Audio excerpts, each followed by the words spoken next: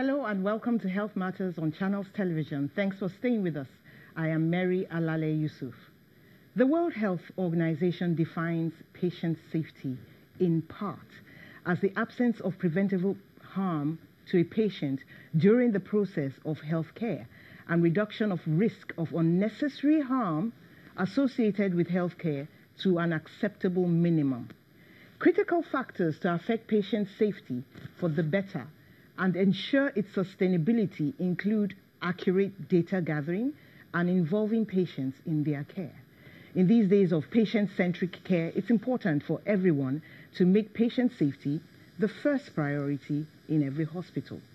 Efforts to improve patient safety can result in huge financial savings, according to the World Health Organization, and better patient outcomes.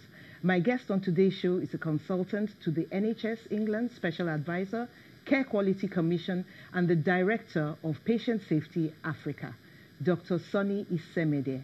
You're welcome to the show. Thank you for having me.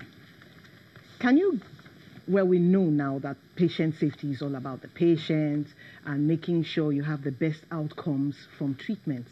Can you give us a brief picture of what patient safety looks like in Nigeria? Thank you. Patient safety is about the patient, yes, but it's also about the society. Because when we reduce harm to the patient becomes more productive and the society is better off. So an investment in patient safety is investment in the nation and improvement in the economy. Globally, the burden of patient harm is huge. There's 1 in 10 chance of sustaining a patient safety event for patient safety incident for inpatients. And out of these, as about 1% we have severe harm or death. Okay? And 6% have moderate harm and 24% have low harm. It's only about 69% of these that come out with nothing. But the best part of it is that 50% of these cases are wholly preventable. And that's why my organization exists, to make sure that we can deal with these issues of preventable harm. We do have a problem, but it can be fixed. It can be fixed. So what factors are we looking at to put together to make this happen? Thank you. Well, first, we need to have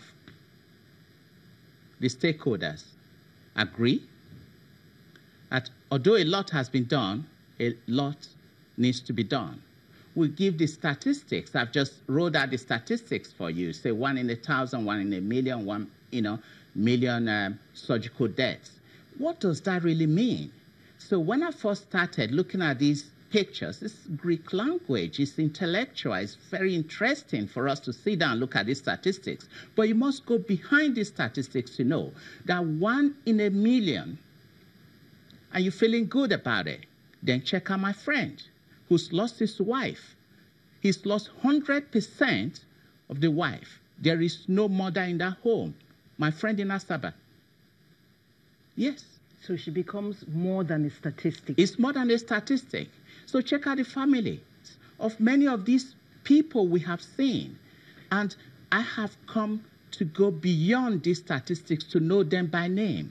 And I relate with them. And because of that, my passion, is more every day. Because each time I speak to my friend Ngozi, each time I hear of the stories of Christopher Michael Ozemoga's parents, about oxygen. Each time I see the faces of Chiamaka or Gloria, I say something has to be done. Okay, you've likened the Nigerian national health system to a football team. Every player in this football team is skilled, but they're not scoring any goals. What are you trying to pass across? That's an interesting one. Is that the article I put out yes, I read a few months ago? Thank you for that article. I'll just give you the background to that article. That was during the strike, and these strikes actually caused damage to people's lives. Okay. Anytime there's a declaration of strike by Johesu or NMA or any health workers, it is a death sentence to many people. Just yesterday, we're looking at statistics from Cross River State, how sensitive these are. Anytime there's a strike, you just have like 100, deaths. Women, that's women and children going. So what I was talking about is this. We have a club of workers, of doctors, brilliant, excellent doctors, nurses, midwives. We have so many, but we're not scoring we didn't score the Millennium Development Goals because we don't have a team. Because we have bricks but no mortar. Are you saying they're not working together? We're not working together. There's silos mentality. And that is the first thing we need to fix. And there are good reasons for it.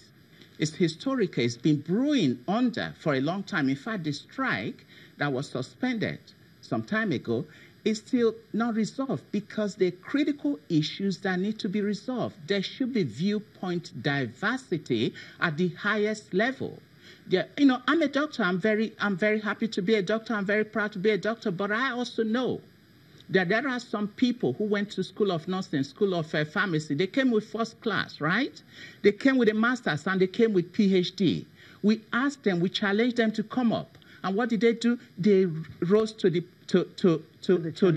challenge. A typical example is the former DG of NAFDAC, Professor Nkem Akinwumi. Okay, what stops these people from taking up positions at the board? It is that grievance that is at the heart of this.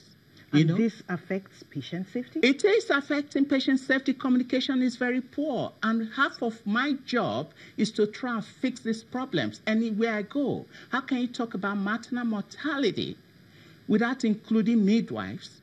You know, I mean, these are sophisticated people. These are best of the best. But you cannot deliver the good if you do not relate with your staff. You cannot work